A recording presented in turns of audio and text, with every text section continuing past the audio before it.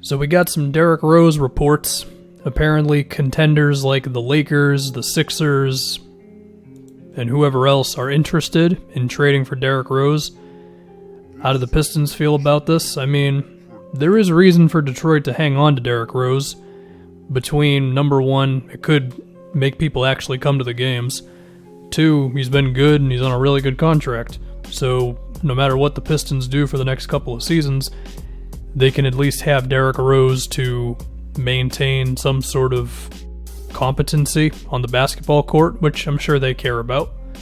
And there's a chance that if Blake Griffin's healthy next season and Derrick Rose is still putting up 20 a game, hey, you know what? Maybe they can live their dreams of being a playoff team at like the 7th or 8th seed or something, while Luke Kennard and Dumboya and whoever else get better.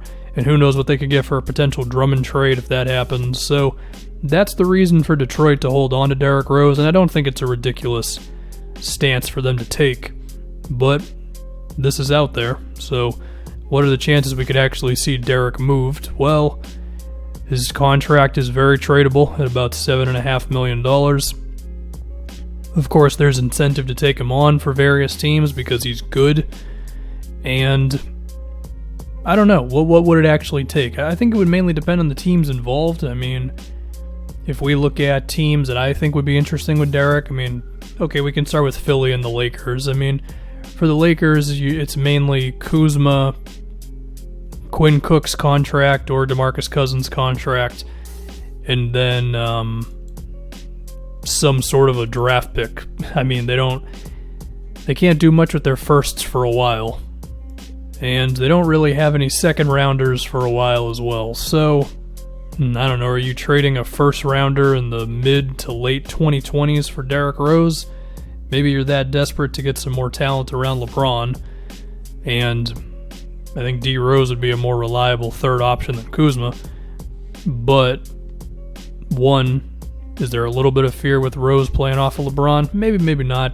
It didn't go well in Cleveland the first time, but Derrick Rose has gotten better since then. The other thing is, who the hell knows what the Lakers look like 6 years from now, so that's kind of scary. But perhaps maybe the Lakers would want to get that aggressive. Would the Pistons just want to take on Kuzma and be like, well, this is a young dude we can build up? Maybe.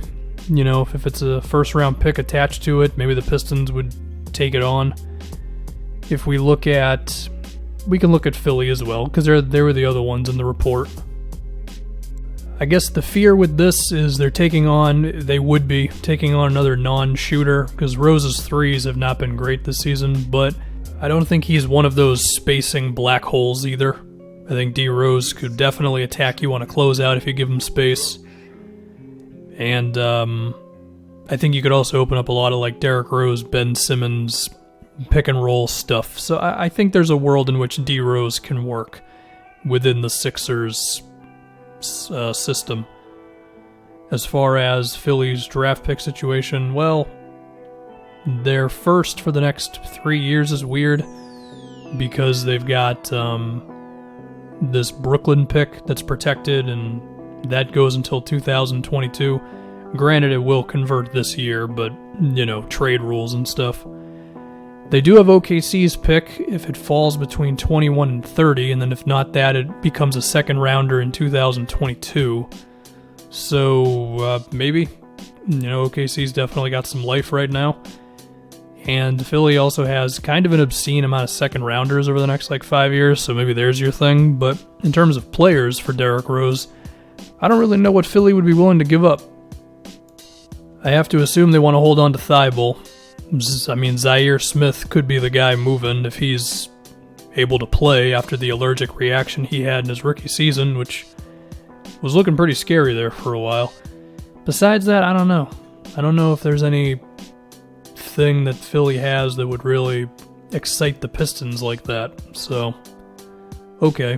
If we move on to just the NBA at large, the one that intrigues me the most would either be the Bucks or the Mavericks, because D. Rose could play off of Luka and Giannis, and also Giannis or Luka could play off of D. Rose. And, you know, for the Bucks, I still think they're going to need another guy who can break down defenders off the dribble. And in the case of the Mavs, I think they could just use another guy who could do that third offensive option next to Luka and KP. As far as ammo that either one of those teams have, the Bucks still have that Pacers pick. But in terms of young players with potential, there's not a whole lot. They'd probably just be moving some contracts that wouldn't hold down the Pistons for too long. And it's kind of a similar thing with Dallas. Like, they got the Courtney Lee contract. Dallas's draft situation's a little weird because of the KP trade, which I'm sure they don't have any real problems with. But as a result, they can't really move any of their picks in the near future. They do have quite a few seconds, but it'd probably take more than that. And also Dallas, again, they've got some nice players, but I don't think they have any young dudes that the Pistons would really be about. So it's tough, I guess. Unless the market for Derrick Rose is perhaps not going to be as great as I think it could be, just because of his contract and because he's been genuinely pretty damn all right this season. Can teams like Miami or Toronto or the Celtics or the Pacers or any of these teams think about Derrick Rose? Yeah, sure. Would the Raptors need him when fully healthy, when they've already got Van Fleet and Lowry?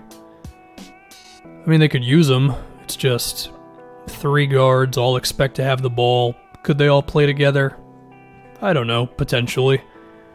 The Celtics, I think they need more scoring off the bench. I don't know if Derrick Rose is the right player. He's certainly talented enough for it, but fit because of how much he wants the ball, and he's not really a shooter and stuff.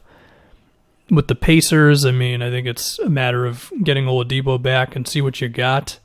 There's a chance that D. Rose would, again, be a little of an awkward fit, just because, you're going from a backup point guard and TJ McConnell, who's just pass first, to Derrick Rose, who's going to take a lot of shots. The Clippers have been in the rumors. If they wanted to get super aggressive, they could trade Shamet and the first round pick they actually can move this year. But I don't know if they want to get that wild. And once you get past that, their young dudes aren't that exciting. They have a lot of seconds for whatever that's worth. The Nuggets already have quite a few dudes who like to shoot unless they want to just move on from Gary Harris or something.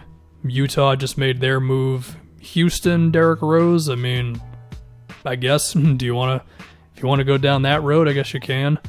Although I don't really know what Houston would trade. I guess the other idea would be some team that's not that good, that's just looking to be a little more respectable, taking on Derrick Rose for a couple seasons, then maybe you re-sign him after that. I've seen the Knicks suggested in that scenario. Maybe. I think the Pistons would keep him for pretty much that same scenario. Although, in comparison to the Knicks, the Pistons are closer to making the postseason if everybody's healthy and if things go well in the offseason or whatever. So, I don't know, man. I don't know what the future holds for Derrick Rose and what team he's going to be on. Maybe the T-Wolves want him back, I don't know. It would all just depend on, number one, if the Pistons were actually open to moving him, and number two, what the market would look like. So, I guess all we can do is wait and see on this one. The deadline is coming around the corner kind of fast here. It's February 6th, so we do still have a bit of time for rumors to circulate and whatever else, but as far as D. Rose is concerned, we'll see what happens. It would be cool, though, if we could see him on one of the better teams in the league, because I do think he could really be valuable, and also it's just cool to see. So, that's it.